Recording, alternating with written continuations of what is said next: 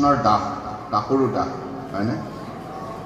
আমি সদায় সৰলভাৱে চিন্তা কৰিব লাগিব আৰু আমি জীৱন কালত যিমান পাৰোঁ অত্যন্ত নিষ্ঠাৰে মানৱ সেৱাৰ কামত আত্মনিয়োগ কৰিব লাগিব। গুৰুজনাৰ দূৰদৰ্শী দৃষ্টিভংগীৰ বাবে আজি আমি এখন সমাজ পাবলৈ সক্ষম হৈছোঁ। গুৰুজনাই সেই সময়ত যদি নাভাবিলে হয় আৰু তেখেতে বিশ্ববিদ্যালয় প্ৰতিষ্ঠা কৰাৰ দৰে লক্ষ্য স্থিৰ কৰিছিলে, সেই সময়তে একোৱেই নাছিল।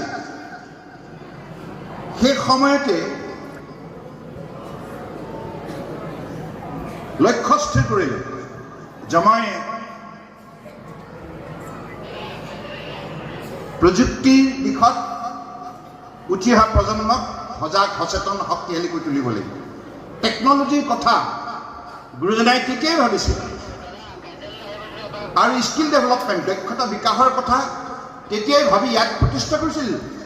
শিপিনীসকলক ইয়াত প্ৰশিক্ষণ দি তাঁত বৈ তাৰ পৰা বোৱা কটাৰ জৰিয়তে বস্ত্ৰ প্ৰস্তুত কৰি বজাৰত বিক্ৰী কৰি স্বাৱলম্বী হোৱাৰ বাবে সঠিক পথৰ সন্ধান দিছিল। কাৰণ গুৰুজনাই জানিছিল একবিংশ শতিকা বিজ্ঞান আৰু প্ৰযুক্তিবিদ্যাৰ প্ৰভাৱ শক্তিশালীৰ ওপৰত থাকিব। গতিকে এই একবিংশ শতিকাত যদি আমি জীৱন যুঁজত সফলতা অৰ্জন কৰিব লগা হয়, বিশ্বৰ বুকুত আমাৰ শ্ৰেষ্ঠতা প্ৰদৰ্শন কৰিব লগা হয়, আমাৰ কণ কণ শিশুসকলে এই ক্ষেত্ৰত জ্ঞান আয়ত্ত কৰিবই লাগিব। গতিকে সেইবাবে গুৰুজনাই ইয়াত স্কুল, প্ৰযুক্তি কলেজ আৰু স্কিল ডেভেলপমেণ্ট চেণ্টাৰ আৰু সমগ্ৰ অসমতেই ভাৰতবৰ্ষতেই বিদ্যালয় প্ৰতিষ্ঠা কৰা, শিক্ষানুষ্ঠান প্ৰতিষ্ঠা কৰা যাত্ৰা আৰম্ভ কৰিল। গতিকে এই কথাবিলাক আমি গুৰুজনাৰ বিষয়ে যেতিয়া ভাবোঁ তেতিয়া সঁচাই মই আচৰিত হওঁ। আনুষ্ঠানিক শিক্ষা নাছিল গুৰুজনাৰ। গুৰুজনা কোনো বিশ্ববিদ্যালয়ত কোনো স্নাতক ডিগ্ৰীহে নাছিল। কিন্তু গুৰুজনাই এইখন গাঁৱত জন্ম লাভ কৰি বান বিধ্বস্ত অঞ্চল, বোকা পানী, ৰাস্তা পদূলি নাই, অন্ধকাৰত থকা গাঁওখনৰ সাধাৰণ পৰিয়ালত জন্ম লাভ কৰা এজন ব্যক্তিয়ে ইমান দূৰলৈ ভাবিব পাৰে আৰু এখন সমাজক সুন্দৰভাৱে সজাই তোলাৰ নিমিত্তে যিখিনি আহিলাৰ প্ৰয়োজন, যিখিনি শক্তি সম্পদ সম্ভাৱনা উজ্জীৱিত কৰাৰ প্ৰয়োজন, সকলোবিলাক কাম তেখেতৰ জীৱন কালতে কৰি গৈছে। আমাৰ কেৱল কাম আছে এতিয়া বিশ্বৰ 800 কোটি জনতাৰ মাজত আমি যলৈকে নাযাওঁ, লণ্ডন যাওঁ, আমেৰিকা যাওঁ, এছিয়া যাওঁ, ইউৰোপ যাওঁ, য'তেই নাযাওঁ, আফ্ৰিকা যাওঁ, তাতে আমি কেৱল কৃষ্ণগুৰু বাণীবিলাক যাকেই পাওঁ সেইজন মানুহৰ লগত আলাপ আলোচনা কৰি কৃষ্ণগুৰুৰ বাণীৰ যোগেদি এজন ব্যক্তি, এটা পৰিয়াল, এখন সমাজ, এখন ৰাজ্য, এখন ৰাষ্ট্ৰ কেনেধৰণে সামগ্ৰিকভাৱে বিশ্বৰ বুকুত মানৱ সমাজে শান্তি আয়ত্ত কৰিব পাৰে, বন্ধুত্ব স্থাপন কৰিব পাৰে, মানৱীয় দৃষ্টিভংগীৰে চিন্তা চৰ্চা কৰি এখন শক্তিশালী সমাজ নিৰ্মাণ কৰিব পাৰে, যিখন সমাজত থাকিব শান্তি, সম্প্ৰীতি, ভাতৃত্ববোধ, আন্তৰিকতা, শ্ৰদ্ধা, ভক্তি, মৰম, চেনেহ, আৰু যিখন সমাজৰ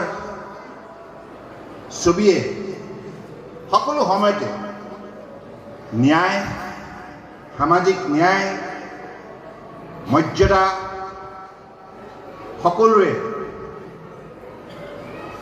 পৰস্পৰে পৰস্পৰৰ প্ৰতি শ্ৰদ্ধা ভক্তি, এই কথাবিলাক যিখন সমাজে প্ৰতিফলন ঘটাব।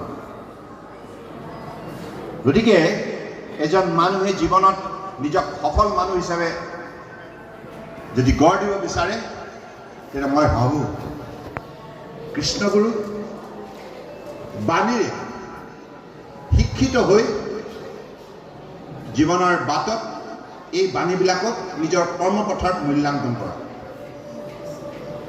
সকলোৱে ইয়াৰ পৰা সুফল পাব। এই কথা নিশ্চিত সকলোৱে পাব। আৰু গুৰুজনাৰ মৰম কিমান, গুৰুজনাৰ কোনো ভিনপৰ নাই, বৈষম্য নাই, সকলোকে সমদৃষ্টি ৰাখি আঁকোৱালি লয়। কেতিয়াবা কেতিয়াবা আমি গুৰুজনাক অশান্তি দিছিলোঁ, ৰাতি 1টা বজাত আহোঁ, 12 বজাত আহোঁ, 2টা বজাতো আহোঁ, কোনো দিনেই গুৰুজনাই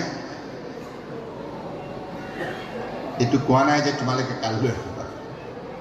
নিশাৰ ভাগতেই সেই বাহিৰৰ পিৰালিটোত বহি, তেতিয়া পিৰালি আছিলে, এইবিলাক ব্যৱস্থা নাছিল, তেতিয়া গুৰুজনাই তাতে বহি আমাক নীতি শিক্ষা দিছিল, ৰাজধৰ্ম কি এই বিষয়ে জ্ঞান দিছিল।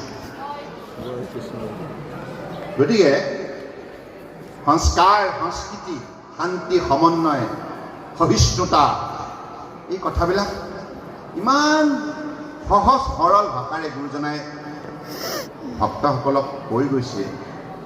কেৱল ইয়াক আমি জীৱনৰ বাটত মূল্যাংকন কৰিব লাগিব, আঁকোৱালি ল'ব লাগিব। গুৰুবাণীটো কেৱল পঢ়ি থ'লে নহ'ব, ইয়াক পালন কৰিব লাগিব কৰ্মপথত। কৰ্মই ধৰ্ম, work is worship, duty is god. কৰ্মই সাধনা, কৰ্তব্যই ভগৱান। অৰ্থাৎ গুৰুজনাই যি দায়িত্ব দি গৈছে, এই দায়িত্ব, এই কৰ্তব্য আমি প্ৰতিজন ভকতে যদি নিষ্ঠাৰে নিজৰ নিজৰ কৰ্মস্থানত পালন কৰোঁ, নিজৰ নিজৰ গাঁৱত, নিজৰ নিজৰ চুবুৰীত, নিজৰ নিজৰ চহৰত, নিজৰ নিজৰ ক'ৰবাত য'ত যেনেধৰণে থাকে, সেই ঠাইতো যদি আপুনি এখন শান্তিৰ সমাজ কৃষ্ণগুৰুৰ বাণীৰে